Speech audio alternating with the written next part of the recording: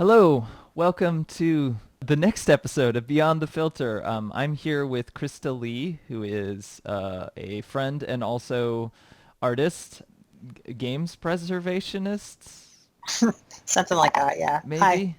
maybe. And but you primarily make music, right? Music, and yeah, primarily music. Cool. I guess I first wanted to talk about. So on Twitter, you've talked about how you used to do vaporwave kind of stuff when you were younger, and I guess I wanted to start with that, like how you got into that, how you got into one of the issues that I've talked to a lot of other people about on this is like online communities and how they got into certain online communities and like what the sort of dynamics of them were like. So I guess that's one thing that I'm curious about, how you got involved with that and what that was sort of like. Yeah. I first discovered Vaporwave. God, it must have been like, oh, I don't remember when it would have been. There was a website, it was kind of affiliated with Pitchfork, but it wasn't Pitchfork, called Altered Zones. It was really, really cool. It was a blog style format, and they kind of Was it like an focused on, offshoot of Pitchfork or something? yeah. Pitchfork's Well, there was this the period music where, website, by the way. yeah, For Pitchfork Media, in case you haven't heard of it. Um, so yeah, it was like there was this period where all these music blogs kind of, or they were blogs at the time, now they're more standardized, but they had like kind of an affiliation. There were sites like 20 Jazz Funk Greats and Gorilla versus Bear, and you could kind of drift between them. And this, as far as I know, was related to Pitchfork. Um, it was called Altered Zones, and their focus was more on like experimental electronic music, which was something I was starting to view as a like a career for myself. I was raised and trained as a classical pianist, but I sort of grew tired of that institution. So I found Altered Zones, and there was this seed. It wasn't a, it was like an EP, and it was by, I think, Computer Club or something to that extent. And I saw this like cover art of like a blue Macintosh computer. It wasn't a Macintosh Plus, and like a CD and clip art, and like there was something really compelling for me about that, because I was born in '92, and I grew up around a lot of that stuff. And it was vaporwave. It was slowed down jazz and holding music from video games and things like that. And it didn't have the name vaporwave attached to it. So I spent a good long time like running around the internet trying to find, what is this? What is this called? Like, who's making this? Where can I find more of it? After a while, I found Beer on the Rug, which is where the Floral Shop, all of those Vectroid affiliated releases were released. And yeah, sorry. I, Go ahead. sorry. What were you going to say? Oh, I was gonna say Floral Shop is like one of the most well-known vaporwave releases by a person named Vectroid. Yeah, slowed down Diana Ross. And but anyway, I started picking up that this was just samples that had been slowed down, and as I was trying to like get my head around Ableton and understand how electronic music is produced, I started playing around with this. I've always had kind of a passion for smooth jazz and for elevator music and stuff like that. Kind of an ironic one. I recognize that its use towards like global capitalism and things like that is itself heinous, but the music itself, felt like vaporwave could maybe separate it from that context. Kind of an ironic gesture, and I started, making this stuff, and I posted it up on SoundCloud. And after a while, I messaged Luxury Elite, who was the head of the Fortune 500 vaporwave label on Bandcamp, and I said to her, "Hey, would you be interested in releasing this stuff?" And she said yes. And so through that, I had the moniker, and I want to get back to the Orientalism of vaporwave. I had the moniker Shopping World JP, but the kanji the Japanese lettering was all Shopping World was in Japanese lettering, and then JP was in English, which made it, I thought, and the idea behind a lot of this was to make it inscrutable in some way, which is kind of a lot of where the Orientalism comes out in the music. But through that release, I kind of found myself brought into this the Fortune 500 label kind of family, and we would. It was really diverse. There was a lot of queer folks, a lot of women, a lot of people of color, and there were we would just kind of hang out on Turntable FM and like spin music for each other and Is just chat. that like the shared like you all listen to music in this like shared channel, like an IRC channel or something like that? Yeah, it got shut down because copyright, because of course. But it was this website that you basically all you logged into this one page, and then one person would like pick a song from Last FM or upload one, and then it would switch to the next person, and we would Oh, just go okay. around and. Right. I think I've done that And before, yeah.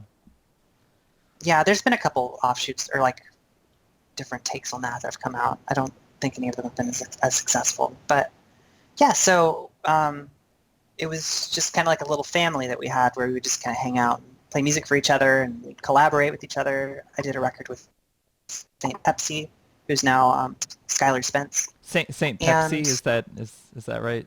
That's the name?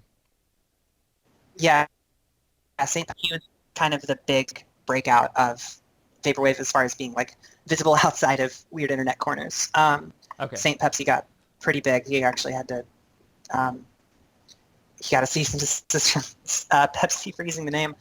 But yeah, but all of that was just all of the music eventually kind of became tangentially related to that we were just hanging out.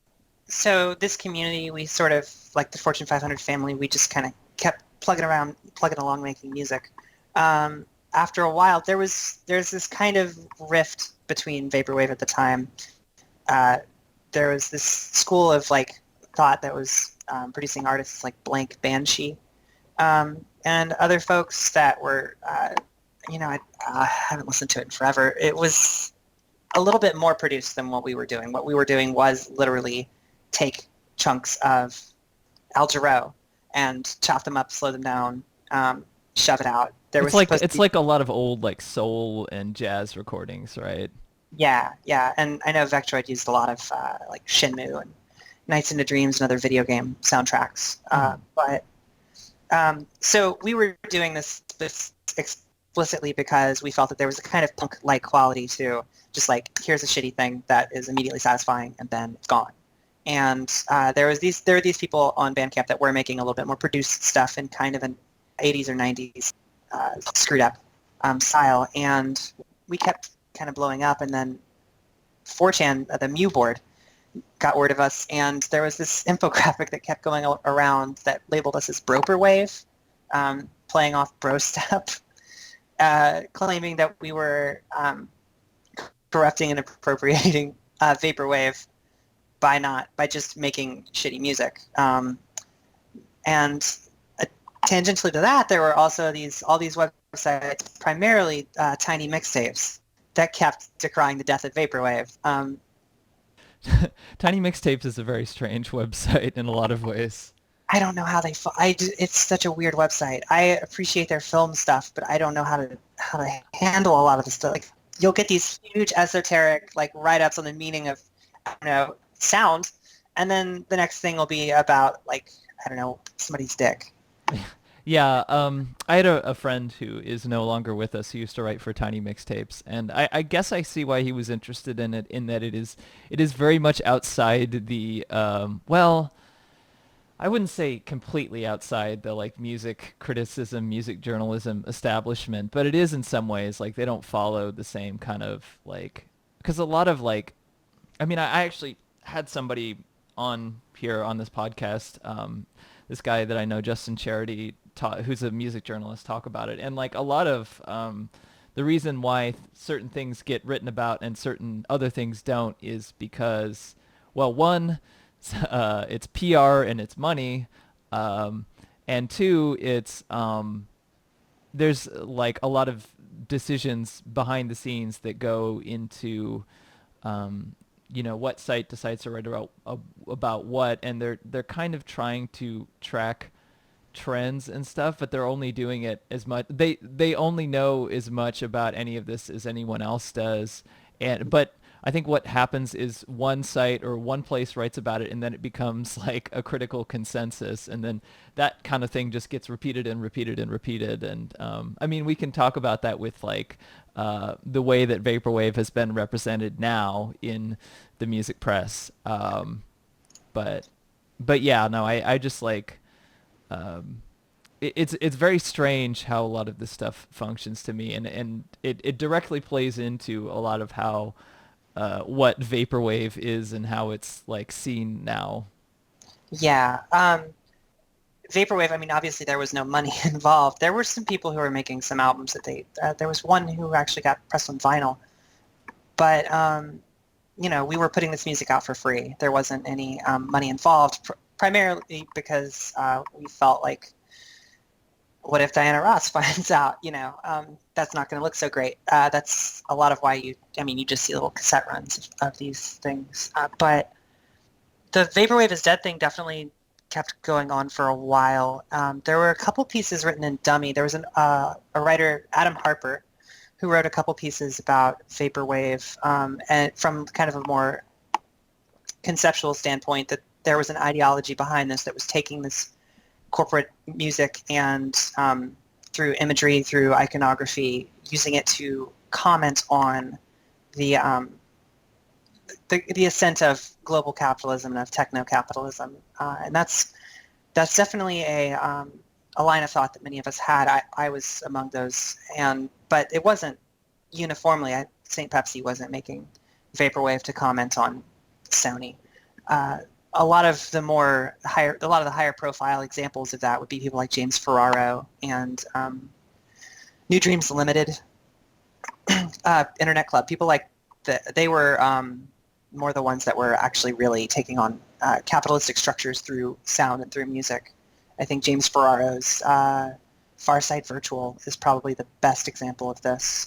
Though his album from this year, Human Story 3, also does it. It's not necessarily vaporwave, but I'm really amused by that album because it uses the same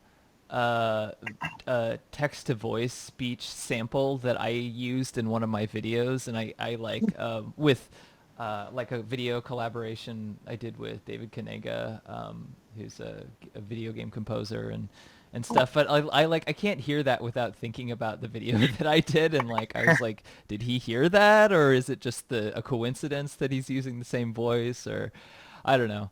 that's Anyway, great. He yeah. probably heard it. I mean, he gets around.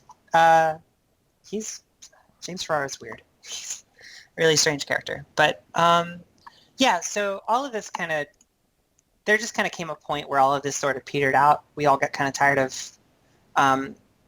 chopping and screwing smooth jazz, and really it kind of sucks. A lot of us kind of fell, like, we stopped hanging out as much. Like, I talked to some of those folks, but not as many as I'd like.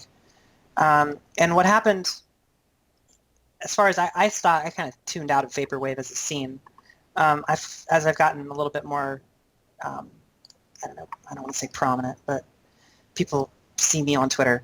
I've started to kind of dip my toe back into that community to see what it is now. And what I'm seeing, a lot of vaporwave is made mostly by white dudes, cis white dudes, which wasn't the primary makeup of, vaporwave as it existed when we were operating. And it seems like that's kind of become the prevailing notion of what it is. Well, there's that video by that guy Wolfenstein OSX, that attempts to explain vaporwave, but actually doesn't really do a very good job, in my opinion. It seems very steeped in the sort of irony bro thing. That is the image that a lot of people have of vaporwave, but from what it sounds like, I mean, that wasn't really the case when it No, started out. there wasn't really any. I mean, there's a certain nihilism and a certain pessimism to that kind of irony bro thing, obviously, but that definitely wasn't part of like our organization or our group, or that wasn't there wasn't any sense of that among us, and I'm really glad I haven't seen that video. But yeah, it seems like that has become kind of what people see it as, is at that or weird 90s. I get really, really tired on Twitter of people asking, "Is this vaporwave?" It's really annoying. Well, and then there was the article on Vice, Noisy, that talked about hard vapor, which is like a vaporwave offshoot, which like their Twitter account follows me and interacts with me for whatever reason now. So I have some knowledge of like that stuff just because like I vaguely follow it, but it basically said that vaporwave was almost all white, like young white men, you know, Yeah. which was not the case from what it sounds like. No, it definitely wasn't. That article pissed a lot of us off, actually.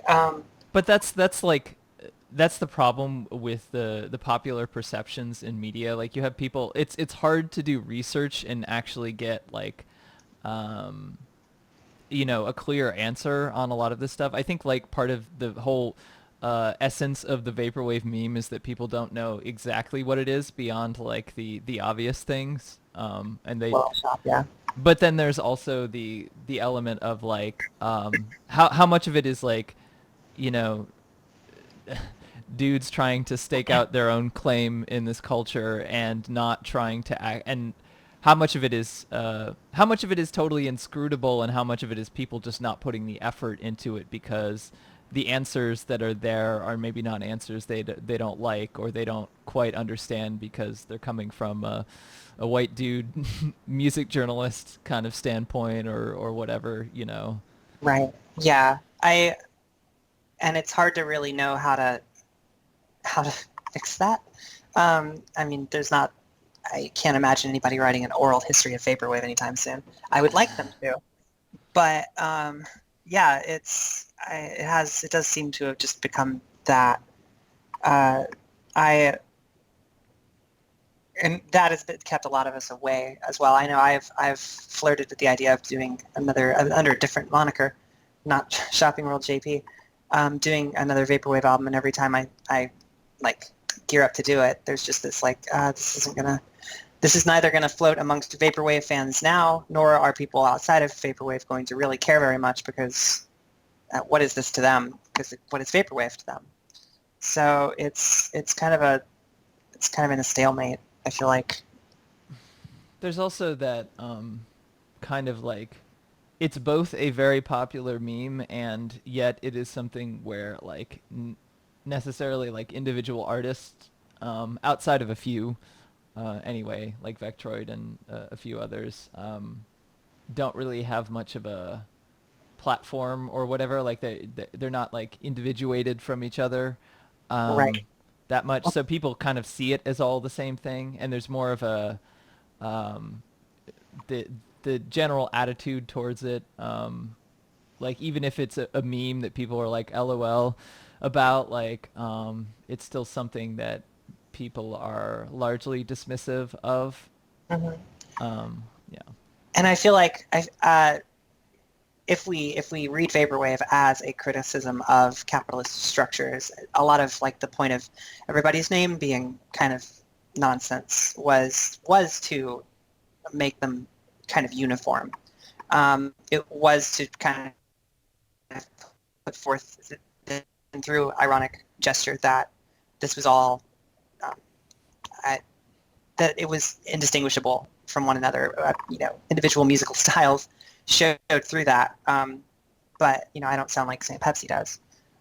But you could see if vaporwave is a criticism of capitalist structures and trying to exist outside of them to comment on them, you could see the failure of people to understand vaporwave and what it's doing as a capitalist structure butting up against that and not knowing where to put it. I feel like that, in a lot of ways, is kind of a success on vaporwave's part, but it does mean that, like, the reality of it actually does kind of linger in obscurity. Well, there's that. The other thing about it, the reason why I don't think I ever have completely, it speaks to a particular sort of cultural idea that I think maybe a lot of teens who are growing up and maybe don't have like a lot of life experience, a lot of like queer kids too, and trans. people, obviously,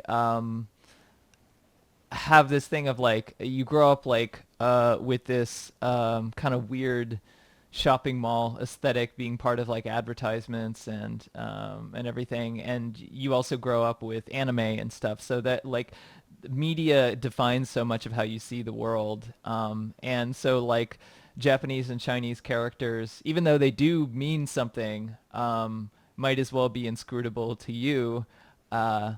From a Western perspective.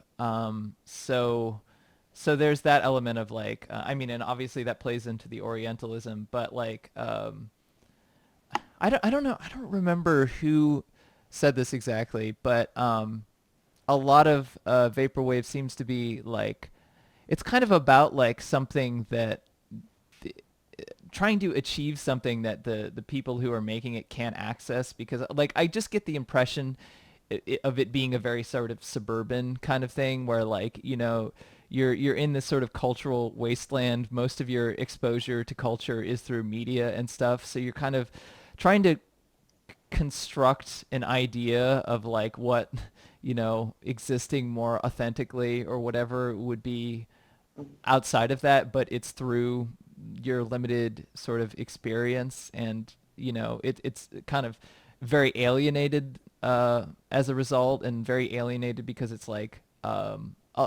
because it's a lot of like queer kids too who are like, you know, this like songs about boys and girls and going to the club or whatever have nothing to do with me, you know. Right.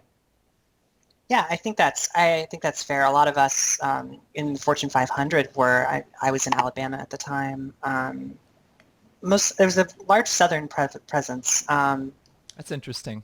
Yeah, most of us were really super poor because, you know, artists making music for free. And yeah, but there was definitely this.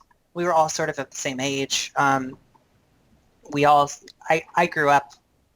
My family had a bunch of old VHS tapes from the 80s, so I grew up and I watched a lot of PBS. So I grew up watching a lot of public access arts programs and things like that that have this kind of aesthetic filtered, you know, through a VHS player. So it's, you know, these levels of, and then the semiotics of these things became really deeply, like, there's deep nostalgia there for me.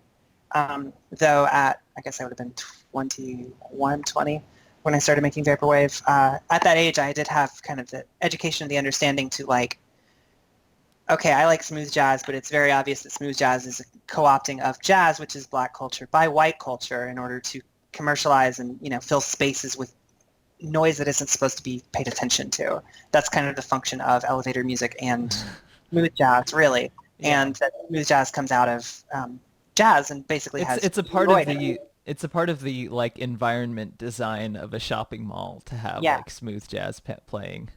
yeah, because it's supposed to. It's so easy to ignore, and it's not offensive. Um, so, if unless you're a jazz musician, then it is offensive. I'll tell you. Um, but so there was definitely this like it wasn't, I wouldn't say necessarily suburban, but there was definitely this lower to middle class, like, this is like the kind of detritus of my experience growing up, and I'm going to try to make something out of it. If that makes sense. Yeah. Well, that's interesting. Yeah, I mean I didn't really have a sense, so that was just like my mental sort of stereotype of it, I guess. Yeah. No. But so so what did you end up doing after the vaporwave stuff? So after the 3 albums, I got the hell out of Alabama because it's Alabama, and I moved to Texas, where I lived in Austin for 2 years and did some things. Nothing really took off, and then I moved here to Olympia, where I work primarily with music. I'm doing music for a game. I did an album called Welcome to the Fantasy Zone about the so it's about the music of the games of Sega. Uh, Sega was actually a figure that popped up a lot in Vaporwave. The original album that kind of kicked it off by Daniel Lopatin, who's better known as One O Tricks Point Never. He released an album under the name Chuck Person. Chuck Person's Echo Jams Volume 1, I think, is the full title. Mm-hmm. And Echo the Dolphin being the titular Echo Jam.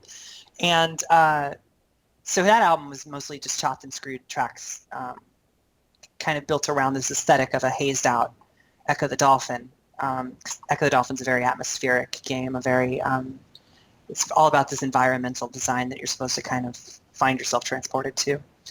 And I found a lot of the music of Sega games really inspiring. I've had a lifelong love of Sega, mostly Sega of Japan, and their work, which I think is a little distinct from Sega of America.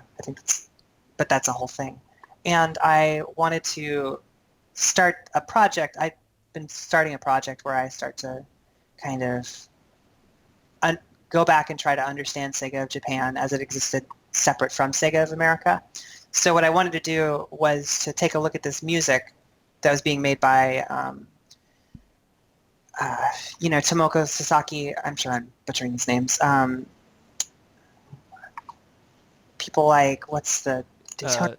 Yuzo Koshiro or whatever? Yeah, there was Yuzo Koshiro. I was trying to think of the Daytona composer. Oh, okay. And I am Toshihiro Nagoshi. And Takenobu Mitsuyoshi. I don't know why that totally blanked in my head. Anyway, so the music of all these people who kind of worked at Sega over a long period of time, they kind of had a family there.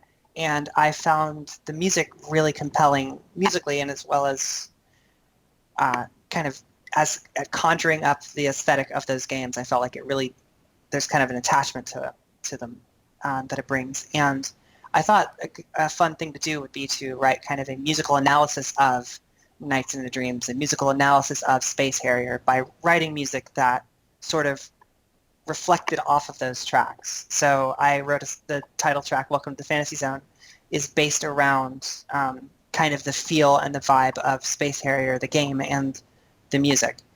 And I kind of went along in that fashion, writing songs that felt like they communicated the essence of how those games felt to me. And that was pretty, I guess, successful. People really seemed to like it. And that was released fairly recently, right? That was released August 27th, I think. Okay. I'll put a link to it in the description of this podcast, by the way. Thanks. And I plan to do another Welcome to the Fantasy Zone Model 2, so named because I'm a nerd. I plan to do that sometime next year. And in addition to that, most of my work has been doing just kind of starting this effort towards like the game's preservation. I don't want to say movement, but like this, I'm trying to get this collection going of all this old hardware. I've got a Dreamcast. I just bought a Japanese Mega Drive and Mega CD, and I'm trying to make modifications to them so that they can basically live forever, and I can have a setup where this software can be preserved and be accessible. So for the purposes of writing either a book or a website, some kind of project where I catalog and kind of uncover the histories behind the games of Sega, of early Capcom games, early Konami games, things like that, because this history gets rewritten by these companies. They rebrand themselves. They don't preserve their games. They don't make them available anywhere. Frank Cifaldi is somebody who's talked a lot about this. Yeah. He did a talk at the Game Developers Conference last year that I saw about it. But something like a structure where we can start to have like a history for video games that is concrete and understandable is one where we can start to actually build towards like having, because you have games like Dark Souls and people point at Dark Souls and they go, this is what everything's like this, even though Dark Souls has a genealogy that we talk about with the Kingsfield. We talk about that and that's it. But that's hardly the case. There's many examples of this. And when you have a culture that doesn't understand where it's come from, it's hard to expect it to know where it's supposed to go. Like a lot of talk about the Japanese game industry is centered around Nintendo, because Nintendo won the console war or whatever, if you like. But really because Nintendo was and continues to be the most successful Japanese game manufacturer. And that, the whole history was written by the winners thing. We don't talk about, very much we don't talk about the lineage of arcade design over the years. We don't talk about early games by Namco before they shifted towards home consoles more. Like there's all of this stuff that gets overlooked and rewritten and ignored, and it feels like a shame to me. So Yeah. Well, it's interesting if you look back at sort of early Hollywood history too, like the studios really defined, like there was a lot of sort of stock in the studios and the producers, and that's what a lot of people sort of understood what it was and identified with. And now in the these days, people, unless they're historians or whatever, remember the directors and the actors and stuff more so than those. But it is kind of a thing where like it's a commercial medium, and like the history, the sort of ongoing developments that happen in the game industry through games journalism and all that kind of stuff is PR basically.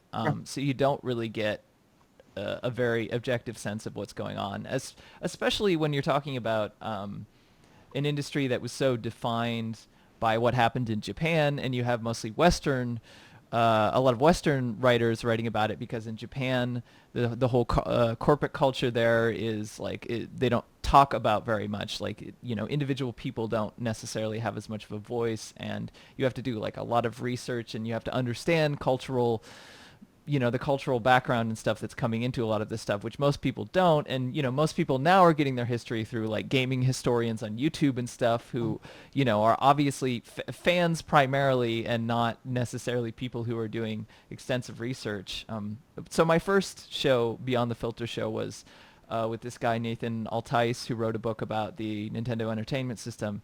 And one point that he made in his book that I thought was really good is he was talking about Zelda, and the idea of like these Japanese games sort of being, we have this idea in the West of these Japanese games sort of being in touch with nature and the natural world, and them sort of exploring nature, but that has a really kind of sad overtones in Japanese culture, because that nature is totally disappearing. It's totally industrialized.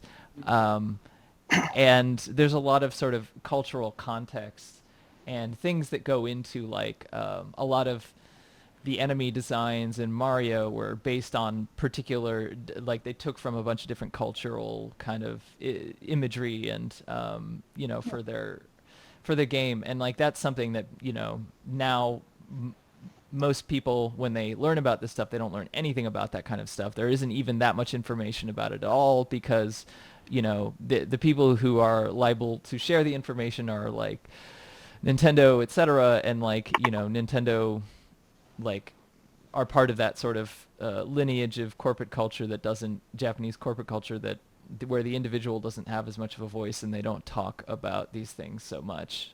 yeah, I did not know that about Zelda and Mario. That's interesting. But yeah, I think it's a really sad thing that I would wager that 50% of people cannot name, let's be generous, 5 developers at Nintendo, 5 individual people at Nintendo who are developers. Like Miyamoto is a given.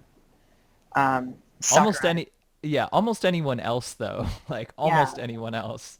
and like Sega in particular. Sega is particularly interesting to me. I will admit a bit of the fan there, but I don't. I like to think this isn't just a fan driven thing. Sega is particularly interesting to me because as a hardware manufacturer for so long, they were basically a pillar of what,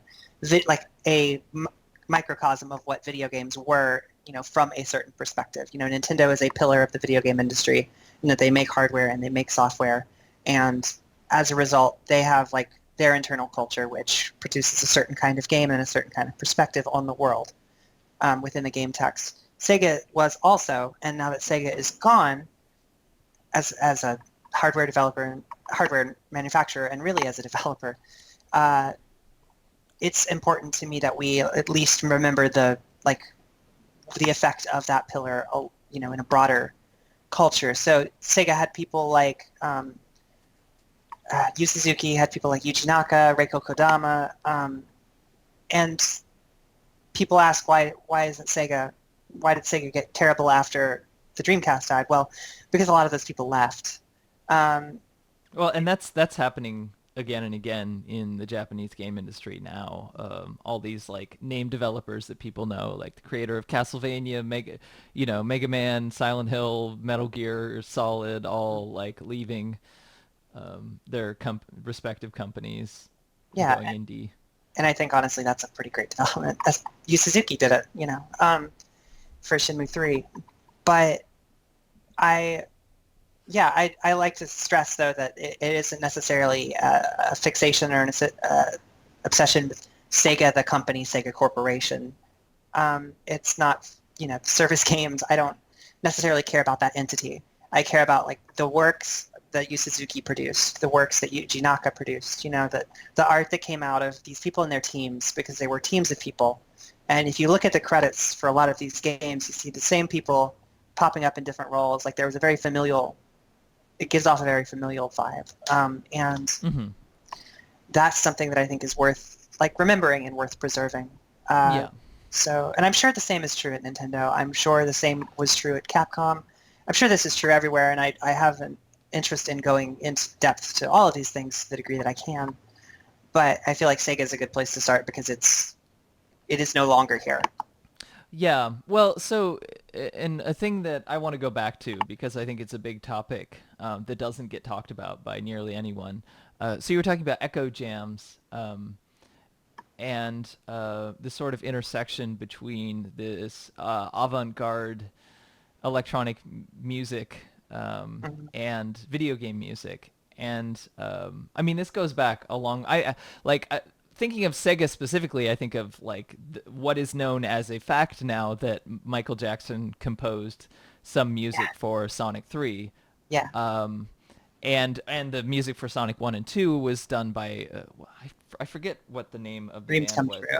Yeah, the bassist for that band or the Yeah, keyboardist for that band. yeah, Um, and like in Japan there's a ton of intersection between video game music and pop music. It's like much more interchangeable, but here it's certainly a much different community. I mean, like if you look at like indie game composers and all that kind of stuff now, it's a much different world from the the critically praised music sort of world. Like that and chiptunes is completely in a different category, and they don't talk to each other much at all. There's only a few like elements of crossover, and I find that very strange because you have stuff like echo jams, and One of Tricks Point Never is one incredibly well loved by the music press and a lot of that sort of community. Like, I mean, I know of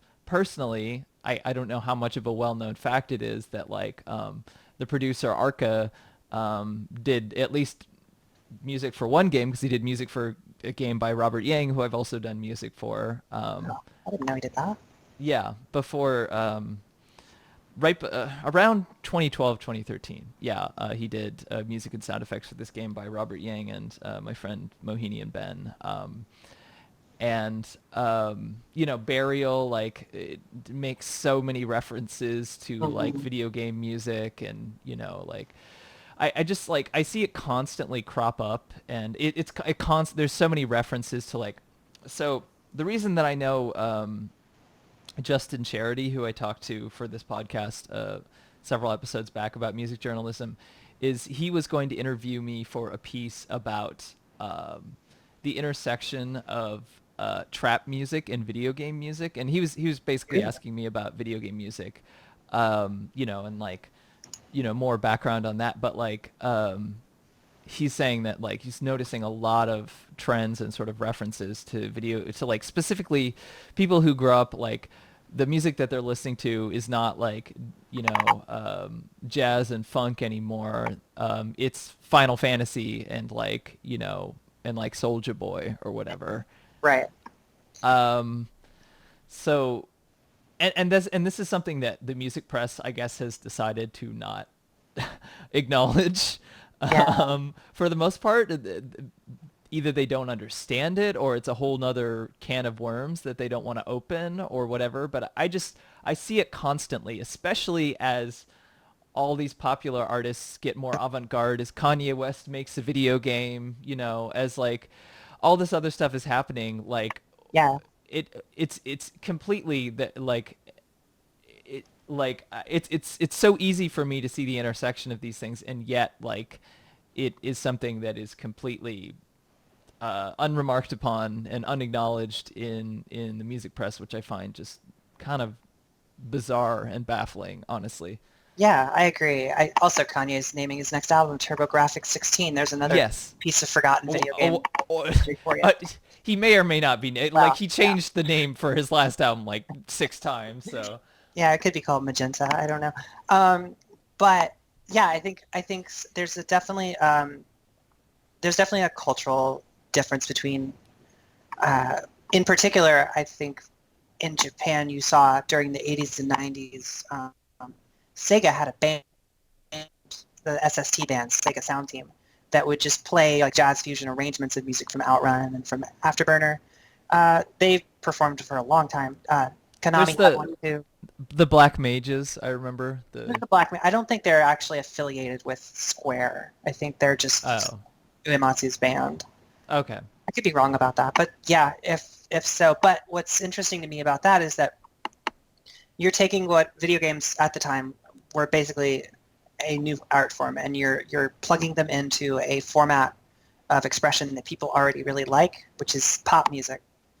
The way video games here seem to strive for legitimacy, at least in the popular forum, is you have a Zelda orchestra, and let's get people to go to the orchestra to see Zelda. Yeah, Or video games live. Yeah, video games live is so huge now because orchestras need money. yeah, but it's Enough said. yeah, basically that is pretty much it. But there's something vaguely, at least personally, I can't speak for everyone, but there's something vaguely embarrassing about it. That like this isn't how you like, because what it's saying is video games are legitimate, video game music is legitimate. We're going to put it in the place where music is legitimate, which is the concert hall, which is not a standard of reasoning that I think anybody really should have. As somebody who was raised as a classical musician and loves classical music, I don't think that that should be the bar for legitimacy is shoving an orchestra into it. And a lot of Well, those arrangements. also, I mean, it favors a lot of the time more contemporary music for bigger budget games, for people who are making orchestral sort of sounding music. I mean, that and like, very popular old video games and a few like popular indie games, but like there's that kind of I don't know. But yeah, you're right. It is funny because our culture does not really care that much about legitimacy through classical music, especially in America. Like that's not Yeah, something that is really part of American culture. yeah. I just feel like why would I want to go see an orchestra play the Dig Dug theme when I could see somebody remix the Deep Dig Dug theme in a club, which feels much more, and the chiptune movement and all of that has felt way more legitimizing to me. You see that run of Streets of Rage soundtracks that Yuzo Koshiro did, which had a very, very like huge influence on the development of electronic music and on like gabber. And you see him doing DJ sets with that music, and like that's a conversation that's happening between a work of art and a community producing more art of it, which is like that's actual real engagement with something. Whereas going to see a Zelda orchestra, I think, is a little bit like music that has orchestral scores or games that have orchestral scores. I think that is cool, but like shoving Pac-Man, which isn't written for an orchestra, and then doesn't benefit from that context in any way, shape, or form. Like taking that music and putting it into an orchestral setting seems like such a backwards thing to me. Do you think sorry, go ahead. No, that's it. Okay. Do you think that there's almost this perception of like that there's something like almost for a lot of people in the music press and in that sort of community, there's almost this perception that video game music is in some way, or video games in particular, are in some way sort of dehumanizing or something. Like they're taking the because like so much of our cultural mystique about pop music and pop musicians and rock stars and all that kind of stuff, hip hop stars too. I mean, Kanye West is basically a rock star anyway, though. Um, he's the closest thing that there is to someone like that, really. Like, um, that like video games sort of hint away from they kind of go veer into this realm of like technology that moves away from this like sort of individual big personality humans talking about other humans, relationships, sex, and all that stuff, and into this more kind of almost inhuman sort of or at least in the way that it's perceived, like inhuman sort of thing. And maybe there's this kind of fear or anxiety that like culture is turning more that way. So there's like a kind of a resistance to it and a reassertion of the like individual stars or whatever. I don't know. This is just a hypothesis. No, that's interesting. I hadn't really thought about that. It's definitely true that I just personal preference again. I don't find very much of interest in Western AAA structure, that your BioWares and your whatever. None of it rings as human to me. It all rings as very hollow. And I see these videos of people talking about like, I don't know, the dog in Call of Duty. And like, not only does it feel cynical and devoid of humanity, but it feels repellent to me in a way that, you know, to get back to Vaporwave, that's something that's some music that you could consider cynical, but I find at least as human and is trying to express something. I find in like Dragon Age 12, I don't find very much of humanity in that, where I do see that in, you know, your Segas and some of your Nintendo games and, you know, your Dragon Quests. I think that things like the music industry, I don't know. I think that the fact that a lot of these games we don't have an understanding of who the people making these games are, so then why would we relate a person to this thing? So why would we want to relate to this thing unless we're already invested in it? You know? Yeah, it's just interesting for me to think about in the context. Like chiptune stuff is huge, but it is all like sort of side communities. It's a much different sort of demographic, and a lot of people who listen to chiptune music don't listen to other music Right. um, Yeah.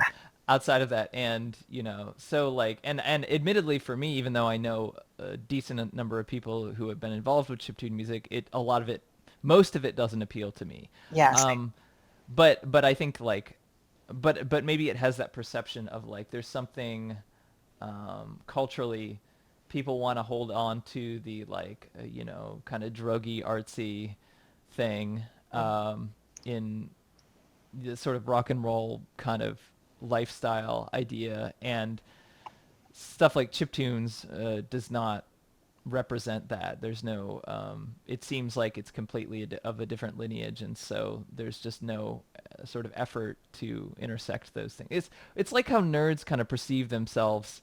They perceive themselves for so long to be, you know, so incredibly uncool that they sort of create their own culture, and then that culture ends up having all these hierarchies and stuff like, and but like I just think about that in terms of like, you know, the idea of a video game soundtrack being released on vinyl, like it's something that just very recently is kind of like, you know, exists, and like other labels who are, you know, release like a lot of other big artists won't necessarily release video game music or anything like that. The people who are video game musicians who are making a living doing that are either doing it through games that are really successful, or well through Bandcamp, which is like kind of a alternative because it's like through sort of the tech world ish. Yeah.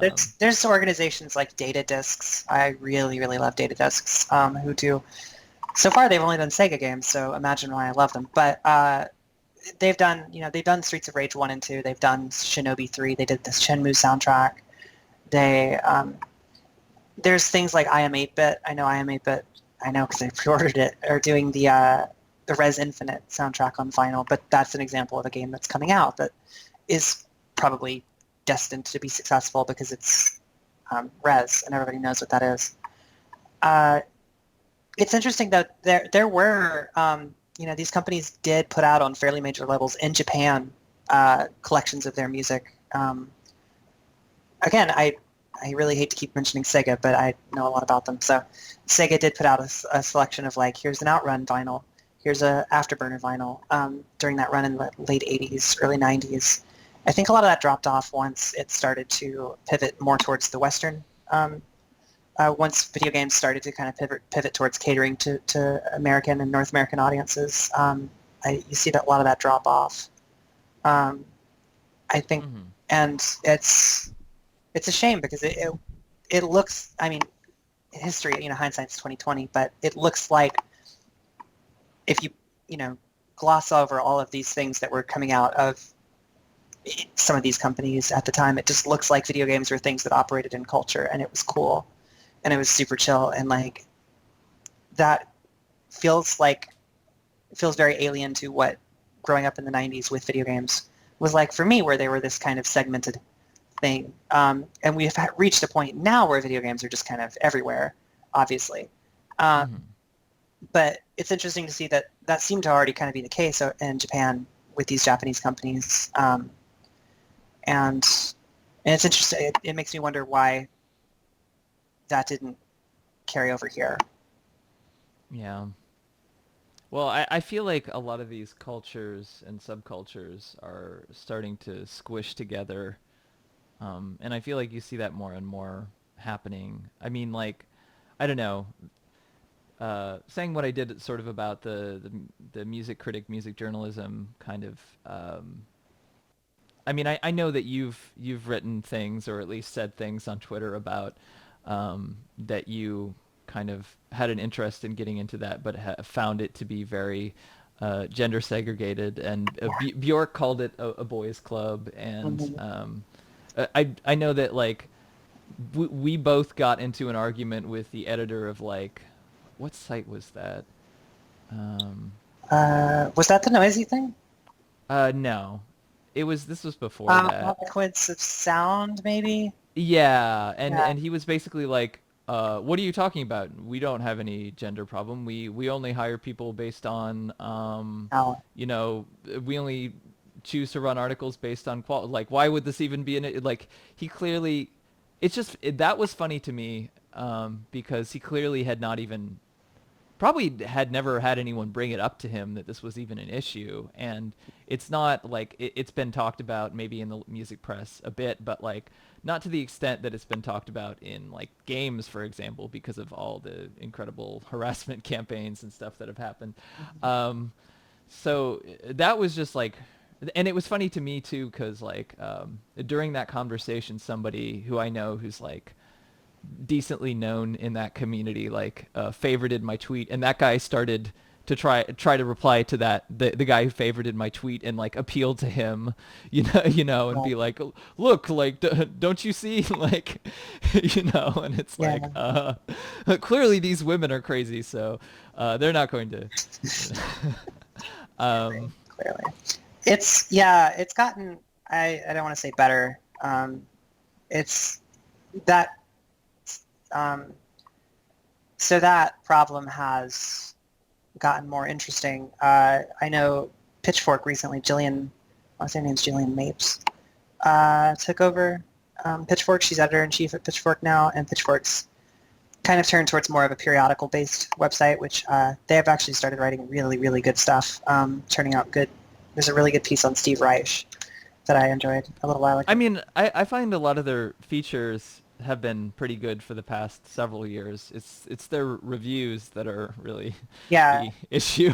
And they seem to have gotten, they've seemed to stop caring so much about them. They're much more of a news site now, it looks like. But it is. It does. There's a big problem with. Fact is the one magazine that I think is primarily staffed by women, or at least has a large number of them. I know Fact is a pretty diverse set of people, and I appreciate Fact's writing a lot more. Yeah, I mean, it is a little clickbaity, but they will write about video game music, and they will write about, weird Bandcamp releases and things like that, like, which a lot of these other sites, I don't know, I still think are clinging to the whole thing that Pitchfork represented, the whole kind of alt indie 90s, 80s, you know, uh, kind of zine kind of Mhm. like attitude about like they're clinging to that sort of idea of cultural coolness or whatever. Yeah, I would like to see a chart of how many times per year Kanye West is the top story on Pitchfork, because I'm sure it is a staggering number. Um, Well, it is interesting that like this is one thing that I talked about with Justin too. Is he said that he feels like a lot of music writing at this point has become fan fiction yeah, about celebrities, and I do feel like looking at like album of the year .org, which is a aggregator sort of website for what different sites have scored different albums. mhm, I see that like at the top of the list, it's Beyonce, it's Radiohead, it's like it's and Solange Knowles, and like it's a bunch of art, and it's not like any of these albums are bad by any means or anything, but it's all like the high marquee well-known artists are mhm, the ones who always get to the top of these lists almost every year, mhm, almost without a doubt. There might be like one or two breakthroughs, but like that culture, it's kind of interesting to me because I do think at some point that sort of culture was much more about trying to, like being really against mainstream music and stuff, and now it is sort of started to embrace it in the way that like things are totally ubiquitous. And as far as like Beyonce and Kanye West in particular, or that Frank Ocean album, or things like that, like that, it's just become this all-encompassing thing now. mhm. Yeah, and well, I think the structure is very flawed. Those you mentioned the Beyonce and the Radiohead album. Those are two of my favorite albums of the year, because they're really good albums. But to pretend that that is the most interesting or the most compelling thing going on in music, it can, like Beyonce's album is, from a cultural perspective, one of the most interesting things and most exciting things going on in popular music, because it is creating and facilitating a conversation in broader culture. And so there's that portion of it. There is the Pitchfork that used to like write about the dismemberment plan all the time and then famously ruined that guy's career. And there's the Pitchfork that even that, like, damn, there was a Uncle record, science fiction, that they wrote and they gave it a 9.8. A couple years later, they revised the score and took down the old article. But they were at least providing a broader, like, perspective of what's going on in the musical landscape outside of the top, 10 or so artists. You get your Death Grips, who, and your Anonis, who, like, I think break out of being some of that noise, that, like, Well, I mean, Anoni's been around for a while. yeah, Anoni has been Like, around for a while. But I mean, Death Grips, I think, definitely is a band that, like, I it, mean, he was also the drummer. The dude was the drummer from Hella too. I mean, Hella wasn't exactly like a hugely critically successful group, that's true. but still. Well, Um, well, you had but Gloss, but what? Sorry. you had Gloss, but Oh yeah, yeah. I wanted to talk about Gloss actually because that is the sort of. So I feel like I mean, like I'm talking about this at the same time. I realize that a lot of these things, this dismemberment plan indie kind of shit, like a lot of that sort of culture is disappearing, and a lot of what Pitchfork used to represent and things like that is disappearing, and it's being replaced by other things. It's being replaced by things like Anthony Fantano and you know, I don't know if he's exactly in a replacement, but might represent something. It's a newer, different era. But also, I think maybe there's a recognition that things are changing, and so maybe when certain artists break out, they suddenly become like totally overexposed, and that kind of goes into the thing that you wanted to talk about Gloss, the band Gloss. Yeah, so there was it stood for like Girls Living Outside of Society Shit or something like that. They were an Olympia band, a punk band, and they primarily queer. I think there's a couple trans folks. I haven't seen the band. I don't quite know. Really good music, but Pitchfork kind of blew them up. Pitchfork wrote a bunch of pieces really praising them. They gave them like best new music, elevated them to this platform using the same kind of like how you would approach writing about a Solange album or about the new D'Angelo or about, writing about this small indie band the same way with the same platform, with the same gravity that you would these other things. Because it fits into the cultural conversation that's going on. They found something to fit into that, I feel like. Yeah, I think so too. Because a lot of, their stuff on Gloss really does feel like they're fetishizing the queer experience a little bit. But whether or not that's true, I don't know. But that's how it comes across. Anyway, Gloss broke up because they were overexposed. They said that the stress that it was taking, being so famous so quickly, was a stress on their lives, and so they, ended the band. And that, like, on the one hand, I think it is really great that that band broke out, and I think that, queer punk, absolutely, please elevate that. On the other hand, like, there's a way to do it. There's you have to like understand the difference between a group of 5 queers living in Olympia and Kanye West or Bruce Springsteen or any of these people. There's a difference in how you approach them and how they move about the world even. So I find that really kind of grating that Pitchfork does that. They did it with Pussy Riot, another band that was doing a lot of really good protest music and well, not just Pitchfork. I mean, Pussy Riot was everywhere, I feel like. I thought they were the first anyway. Oh, they might have been. I don't know, but I mean, and Pussy Riot deserved to be everywhere, like, because that's important stuff. God, I saw one of the band members came to Portland, and it was awful. Like, she was doing a talk. She was fine. She was absolutely fine. Everyone else who was there, awful.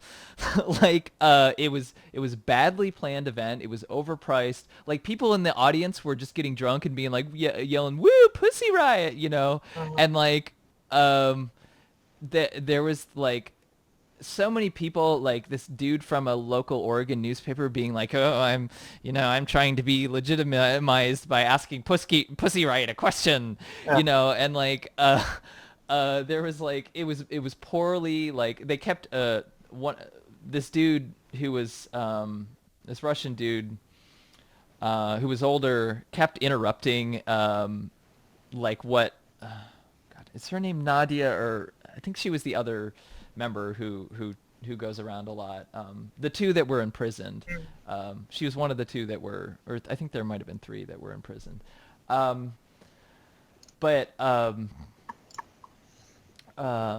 they got really overexposed, and then it's like everyone wants to be in on this this thing, and it's like, you have to really understand what this is actually about, and like, the context of this. And I don't know. I think, like, I know so many trans musicians who are good, but don't get recognized in the main music sphere, the main music press, and are super broke because maybe they have social anxiety. They don't go out to shows a lot, or if they are hanging out and doing that stuff, it's in queer clubs and queer communities, and it doesn't break out in the same way that, other artists do. Right. So an artist like Gloss suddenly getting that exposure, it's not like that's going to result in them necessarily getting a lot of money.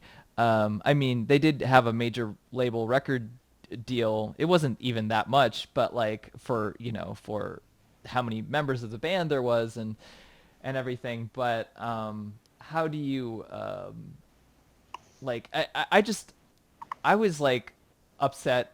I don't really know much about that band, but like, knowing how many queer people and trans people who are who are musicians and artists who don't really see themselves being visible in that mainstream, because and that's one thing. Like if nothing else, like there are lots of women artists who are visible in in the music sphere. A lot of times they're singers, because that's the stereotypical role of women. And there's a lot of black artists, but a lot of the time there are quote unquote R&B or quote unquote hip hop, Mm-hmm. because that's the stereotypical role. But like there aren't a lot of trans women who are visible at all, and trans people, queer people, and so somebody like breaking up like that, it just it's kind of like it almost like it feels like, I don't know, like there's something weird about it to me. There's something like not sustainable about it. And I being part of the community that I was part of, the quote unquote queer games community, Mm-hmm. heavy quotations on those things. It was like a lot of these communities, people are broke and they're totally tearing themselves apart. Like they're tearing themselves and other people apart in these communities. And there's a total lack of like resources and um, incredible anxiety about dealing with the real world, and a lot of harassment and shit online, and a lot of people who are very sort of separatist about a lot of stuff, um, because they don't trust, the establishment in any way, shape, or form. Um, so it's really kind of like, I don't know. It's just kind of tragic to me. I see this stuff happen, and I see how completely it's just a completely other. It's a completely different world from Pitchfork and what a lot of these people are, that sort of culture represents. Yeah. And I don't know how those two things like really intersect with each other. It seems very like strange bedfellows. I don't know. Yeah, I'm not. I've long wondered what the solution to it is. I don't. Whatever it is, it's not this. I don't think it's you know, like, because the structure we have now, in a lot of ways, is the same we've had since the '60s or the '70s. Like Rolling Stones makes this band. Rolling Stone, the magazine, makes this band a thing by covering them, and like for the large swaths of the country, that's how that's how it works. In the '70s and the '80s into the '90s, it's like, oh, who's Devo?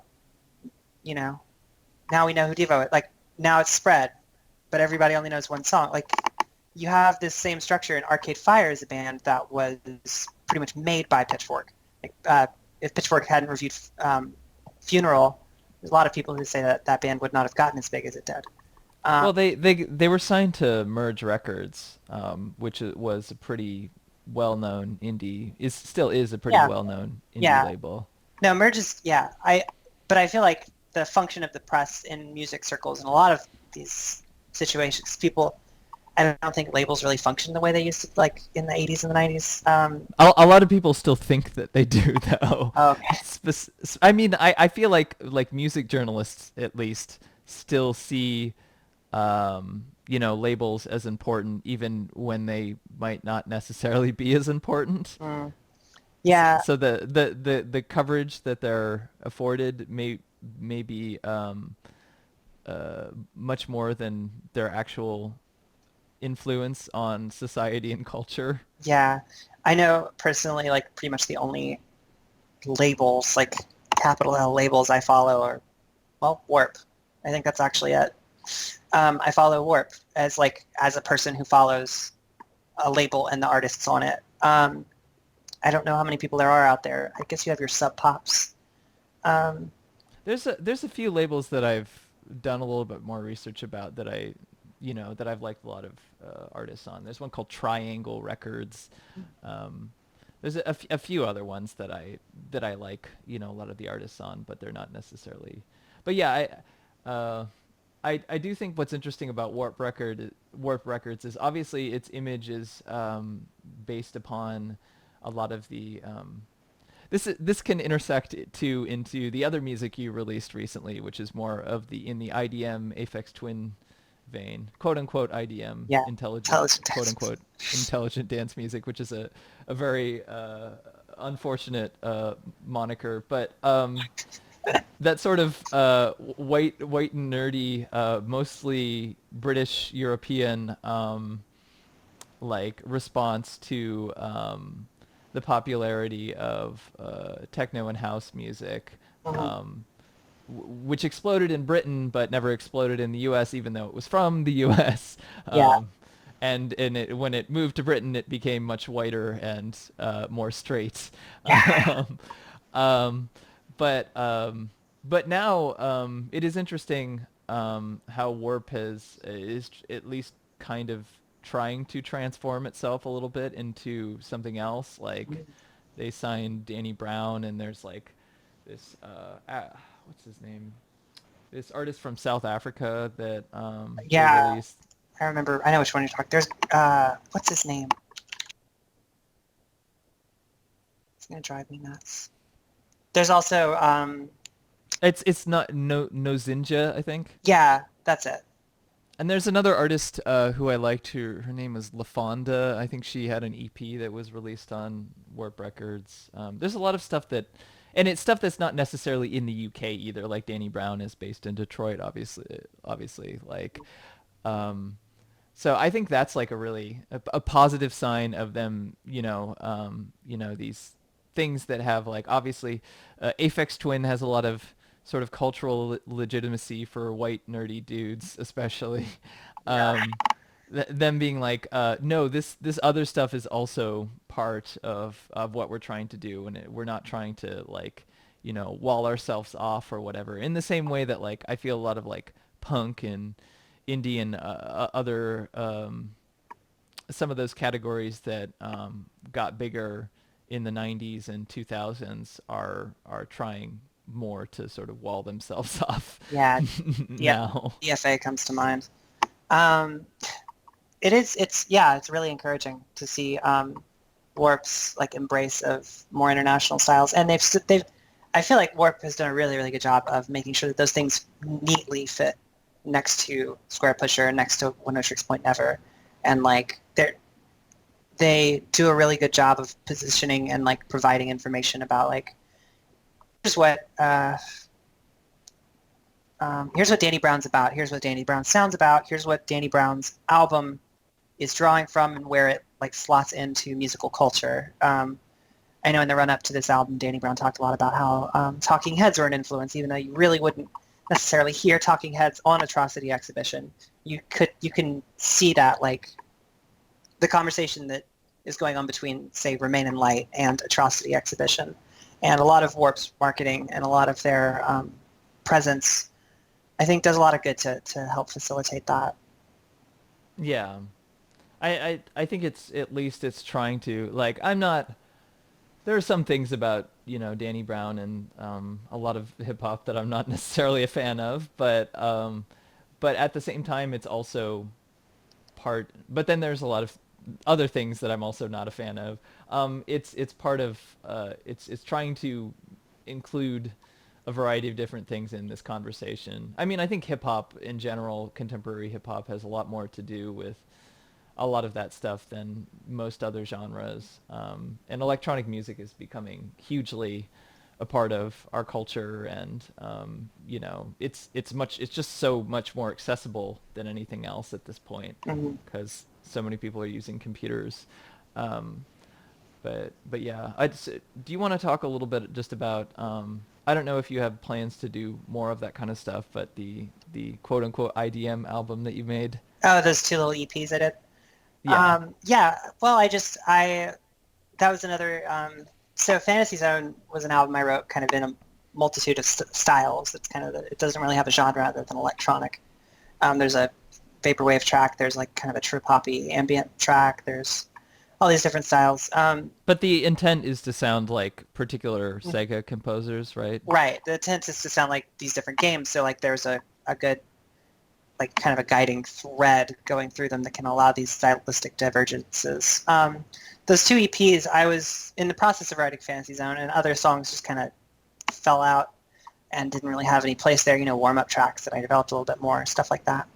And yeah, I've always had kind of a particular love of Aphex Twin and especially Autechre and Square Pusher as well. And IDM's always been this kind of like, oh, it'd be really cool to write music like Aphex Twin.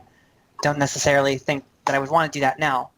But yeah, I wanted to try my hand kind of at just like writing IDM sort of in that vein, just because it has been such like a huge influence on me as a musician. Those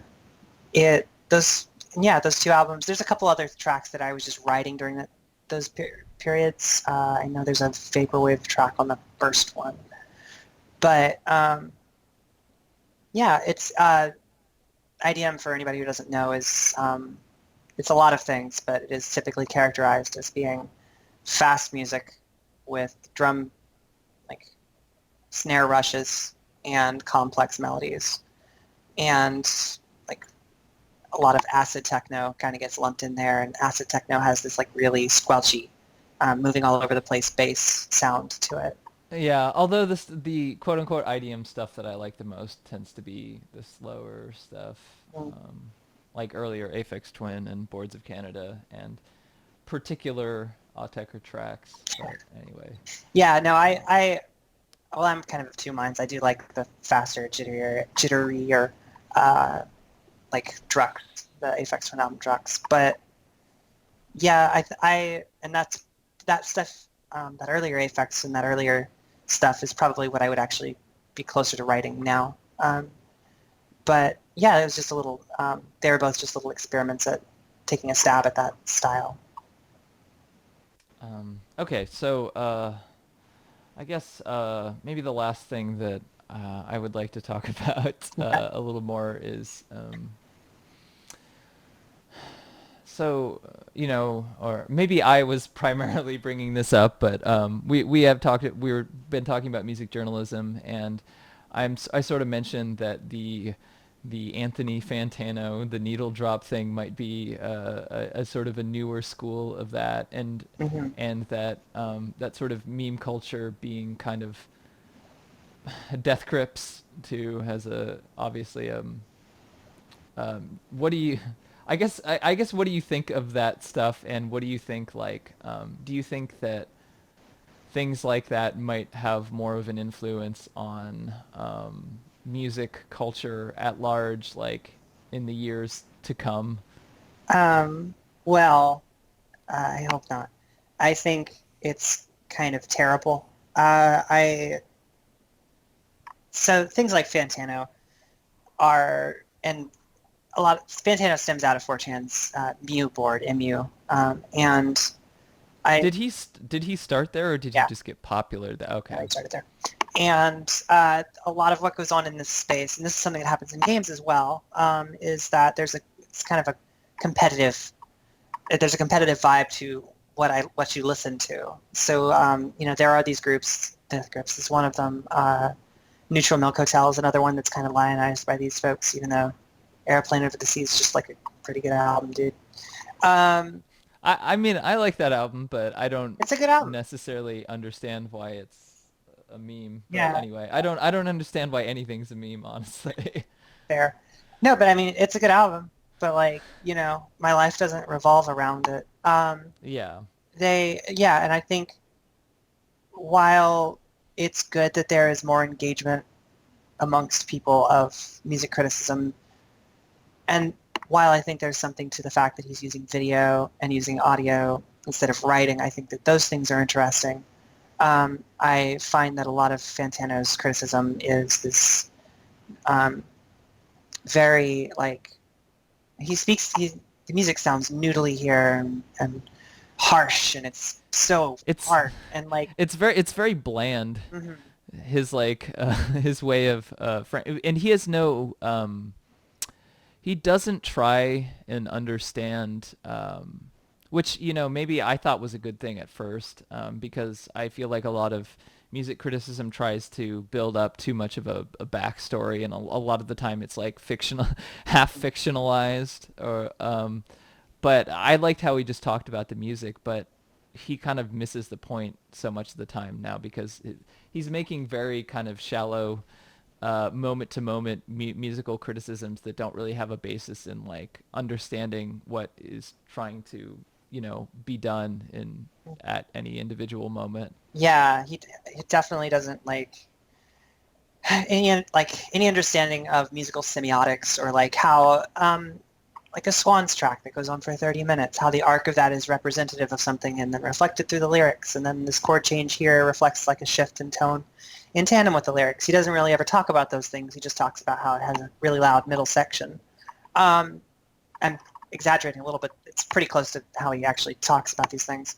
Um, and I find that, and his rating system and just the community that surrounds what he puts out, just it feels very, I mean, overwhelmingly masculine to me, and it feels very just kind of brutish in as a way of approaching art, is to just say this Death Grips album was loud and hard and it had songs about jizzing snowmen. I loved it. 10 out of 10. Share and subscribe. Next week I'll be talking about Lana Del Rey and how shit she is. Like there's, I don't know. There's Well, the even the Death Grip stuff, I feel like misses a lot of the context. mhm. Because like their Death Grips works well with sort of meme culture, but then there's that like that he's talking about like incredibly depressing urban poverty and violence. Yeah, and I think there's something to the kind of despair of the digital age in Death Grips that he's never, I don't, to my knowledge, commented on. Like, and other people have. The Death Grips represents this kind of like screaming, like embodiment of internet. Like, it's not culture, then at least how it comes across.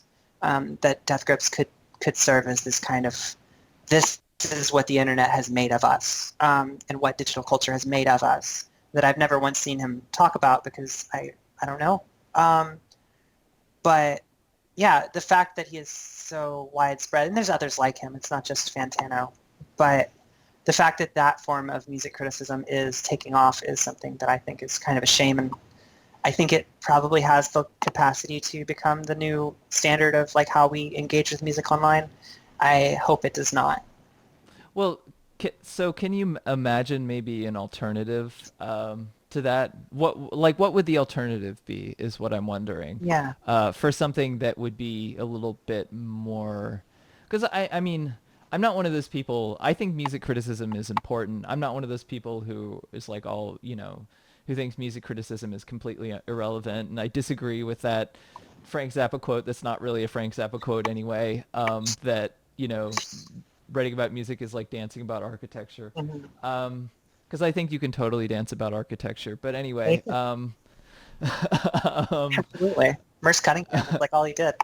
But um, but I just wonder, like, I mean, that sort of culture, that YouTube culture and stuff like that, is such that it's not a good place for women to put their hats in the ring about and be visible, especially when it comes to opinions about things that are technically in the quote unquote dude realm, like video games or music nerddom or just nerd culture, or, you know, really any of that kind of thing. But I just wonder, yeah, like what would an alternative be? What would an alternative that would be inclusive but not, you know, beholden to the same structures? It's hard for me to exactly imagine, but I know that things will go in a different direction in the future. It's just hard to know exactly where, I guess. yeah, I don't. I think. I think certainly video is a good. I really appreciate those idea channel videos. I don't necessarily agree with them or even watch them much anymore, but I like I like that format of a person or people talking candidly about kind of their experience with a thing. I think that that is a compelling format. I think that all of the things surrounding, there are so many things that aren't just Fantana that are surrounding his work that are facilitating that kind of conversation. I think you have magazines like The Wire in the UK, which is like my favorite music journalism resource. And I think getting those people, those kinds of people who have a very deep musical understanding but are also diverse and are also, people who live in the world, which is important. Not just the Yeah, internet. people who don't just live in or just in music, Yeah. because you can't just live in music. And the way Fantano speaks, it sounds like a lot of the time he tries to. I think having people of that caliber, writers of that caliber, who are engaging with music in a more modern multimedia, I mean, maybe a podcast, maybe things like that, maybe some kind of a webzine. It doesn't have to necessarily not be writing, but I think having a more specialized and more human, intimate kind of discussion and conversation about the music and its function and its meaning is would be the most preferable option that I could think of. Yeah. Well, it's interesting because, I mean, I think it goes into, in general, my feelings about art and digital art in the 21st century, where it's kind of like we have this certain view of art as being at a distance from us and not necessarily directly engaging us with in a conversation, and that's something that kind of is becoming less and less applicable, and like it's never been true, but it's becoming less and less. It's becoming more and more obvious that it's not true. Um, that there needs to be more of a breakdown between artistic expression and conversing normally, because it is a conversation. It isn't just this like thing that we put on a pedestal. Like that. I mean, that's my problem with Neutral Milk, the way that people treat Neutral Milk Hotel and shit like that. Like Kid A is another example Another of great things that record. sort of became memes and kind of led to their creators kind of self-destructing a little bit. I mean, Yeah. I know Radiohead's still releasing stuff, but there's like conversations being engaged on on them, but they're framed as these kind of abstract wonders or something, Hmm. and it's like, no, you can actually break apart these things and see like, that there's something going on, and that's like, I mean, I'm thinking about like music. There is an art to music criticism, and I wonder if there's a way to engage in it that's also creative, that's also kind of doing that, but then it can go too far into where people misinterpret or take things out of context, or you know something gets so popular that it's, I mean, this is one problem on the internet. You know um, and this is a big problem in music too. You're a person, you're just a random person until you get popular, and then you're somebody that people look up to, and then suddenly like the way that they treat you in sort of conversation is different. They're looking at you from below, but that hierarchy doesn't really exist, but to a lot of people and to culture and society it exists, and it can go from you just talking to your friends, or a few different people who follow your stuff online, to like you know they're you're suddenly a celebrity, or there's, and it becomes about how people see you and not actually about what's happening. Hmm. um, and that's like the sort of quick hierarchies. Like, I don't know, I feel like that stuff, that celebrity stuff, the fan fiction stuff, like needs to break down before there will ever be a really good chance for better, substantial, long-lasting conversations on a more equal playing field. Yeah. I think it's telling that the one place where this sort of has where I would say of all arts criticism that is, popularly read, I would say that probably film criticism is in the best place. That's not to say it's in a good place. I think film itself is in a really terrible place, I though. agree. I definitely agree. I think um, I mean, I've said this before. I think I've said this to other people, but I think that like my opinion as somebody who majored in film in college is that film failed to deliver on its promise as a medium. No, it didn't. And I think I've long held that film being so focused on traditional literary narrative is one of the great tragedies of arts in the 20th century. Um, but I think if you look at the way film is perceived by the public, there, I mean, directors and actors are celebrities, yes, but they're more people. Like I don't go to, I personally go to see The Master for Paul Thomas Anderson, but society doesn't go to see it for Paul Thomas Anderson. They go to see it because these two actors are in it. And the fact that Paul Thomas Anderson can exist separate from that object and still like that most people understand that. Whereas I think Kanye makes an album, that album is Kanye, is how it's yeah, perceived. Life of Pablo is one that always people kept bringing up this like, it's frantic, it sounds like he's scrambling. It's, and it's like, yes, and that's probably intentional, but that doesn't mean that he was up until 5 a.m, you know, crazily at the mixing board. That's not how, I mean, maybe he he has was. a whole freaking team of like top-notch producers working with him. Yeah, I mean like not to say that I mean he obviously did a lot of production work in the past and still does, but like people give him a lot of credit and benefit of the doubt for that they don't give someone like Bjork, who like as far as production is concerned, the producing is seen as the male role or whatever. Um, but I think like with like big stars, yeah, like producers are really important in the music industry, but they're not necessarily visible to a lot of people, and people don't necessarily understand how stuff actually gets made or what goes on behind the scenes right. at all. And they keep it that way. It's kept that way, especially in mainstream pop. I mean, there's a book that I just read about it called The Song Machine. Oh, I wanted to read that. Um, it's good. It's good. But yeah, one of the things that they were saying is like the pop music industry still very much depends on the idea that the artists who are in charge, the artists who are popular are the ones that are writing all their own music, and that these things aren't sort of factory assembled and shopped around to different people. And of course, like so stars like Kanye and Beyonce who have more of a creative voice, who would seem to be outside the system, are actually great for pop music and the music industry because they're legitimizing, even if they're like maybe having some commentary about race and some other stuff that is kind of against the grain. It's still like very legitimizing to the system, which is falling apart, Yeah.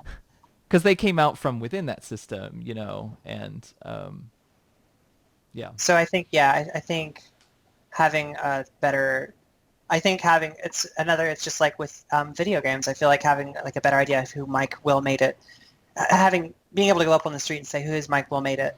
And people, you know, can answer that, um, is, that would be a better place to be in than where we are now, which is that, Kanye writes all his own songs. Who's Rick Rubin, right? But I think well, I people might mean, actually know who people, Rick Rubin is. yeah, people know who Rick Rubin is, but they might not know who Mike Dean or No ID or some of these other Mhm. people are. Yeah. And that I think having a broader understanding and agreement on like how these things are made and the human like input is so important. And again, with film, it's something where like you do have a lot of people. You have your key grips and your lighting designers and all of that, but like people can name a director and they can name an actor. They can probably name a producer.